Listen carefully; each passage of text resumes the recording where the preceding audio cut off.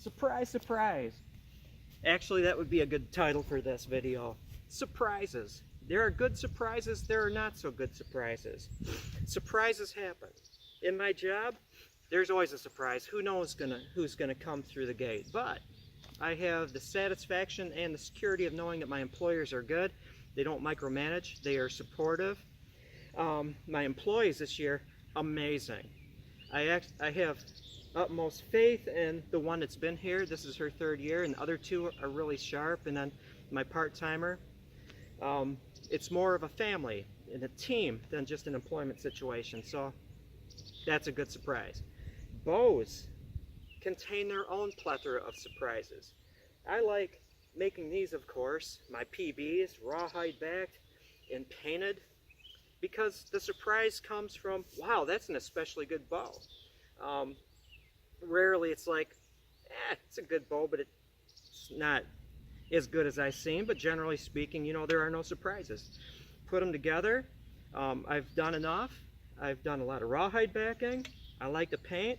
And the only surprise that could really happen is, wow, that's surprisingly fast for the weight. That's good. Not many surprises here. I'm able to go start to finish, basically knowing how long it's going to take, knowing that because of the material, I'm not going to get, say, twists in the grain. I'm not going to get imperfections in the wood.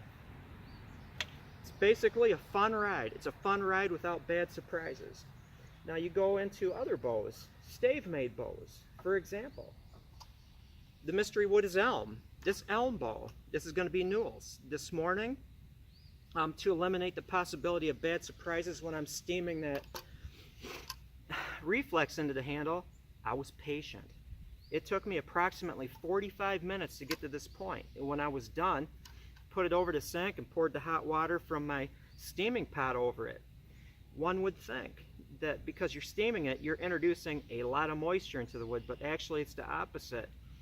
You want to keep it on this form until it equalizes again, and the wood that you stripped of moisture, because it's superheated, I mean it's steam, the moisture comes back into it. And so it's a game of patience. Just like the 45 minutes I spent putting the steam into here, you know, I'm going to let it sit for a few days before I do anything. Luckily, I'm able to steam these sections while it's in this form, and then put it against the wall.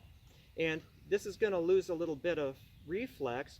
And so what I want to have is, when I'm lining it up against the wall, the line goes from this handle, and then the tips also are on that line. And then as this relaxes a little bit, it will. Let's be realistic. Then it'll go into reflex. Or it'll stay in reflex, because I didn't let these tips touch the wall when I did it. They're going to be elevated a little bit. Now this is an odd situation, because normally I'll do this and then sinew back it, but Newell wants to play with it before he sinew backs it with elk sinew, if he actually does. I'm not too sure. Maybe he'll just enjoy the bow without sinew backing. Unbacked gullwing bows present an issue, is that if you don't have a thick enough handle here to remain, opposed to the draw weighted limbs, you're going to pull the bend out of this. And so I have to find that tricky balance. Right now it's about right. It needs a little bit more sanding to bring the weight down, but this action changes that a little bit, and so we shall see. This is wrought with surprises, but hopefully there won't be any bad surprises. The first surprise, this was a stave that was worked down to 1 growth ring. It's a certain kind of elm that needs to be worked down to 1 growth ring. American elm, hard elm, no. Red elm, yes.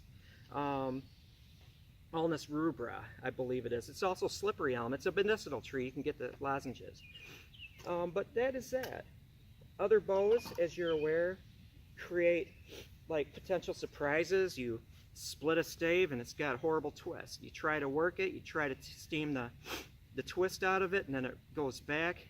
You know, it's a quagmire if you're doing this for extra income. If you're doing it for fun, to create a good bow with the most challenges, and the more power to you. Charge forward in that. But unfortunately, you have to eliminate the surprise value if you actually want to break ahead and not make like 50 cents an hour. Make a ball, there was an imperfection, then you have to make another ball, and hopefully you only have to do it 2 times, although I've done it 3 times before, just for the one ball, and that's enough of that. Anyway, today is an interesting day. I actually have to go into Petoskey. I have to go to Home Depot and pick up some screen, because I have to build a screen porch before tomorrow. We live on split second, timing here. The gardens are about done.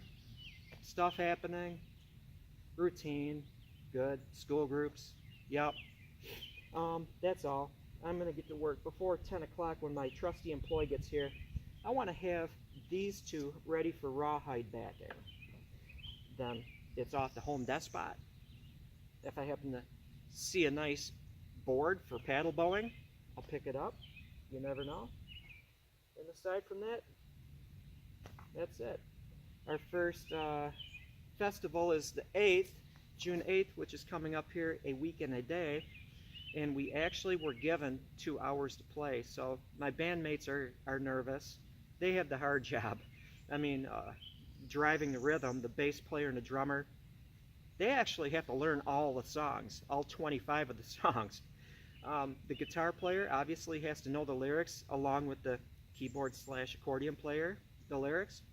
Whereas I've been having a hard time getting to practice. I actually haven't practiced with them in a long time, but I'm practicing my technique. A little secret. I don't have good retention when it comes to music. I can learn a song and then the next day I've completely forgotten it. So I know my strengths and weaknesses. It's all working on technique, practicing improvisation. And as I told Jeff, the secret code is when you want me to take a lead, look at me and I shall make something up. And it should work out well because there's only one song in a weird key. Like F sharp or I don't know. I'm not in the music theory at all. All I know is it's like one of the worst keys in the world to play a violin. So I might cheat. I might take my second violin, my $79 special, because the weather should be good for my good one, and tune it differently so it's just like, playing. Throw any scale. Throw a B flat. I can play in B flat, but I can also make it seem like it's an A or D depending on how I tune the violin. There are cheats. Cheater codes. Just like video games. This one's ready to go. I've got that nice spine running up here, nice and even. Believe it or not, it's actually hard to, it's quite a trick to get it angled right, following that one thing right there. You have to have your shadows exactly right so you can see what the heck you're doing. But it's all fun. It's all fun and games until somebody gets hurt.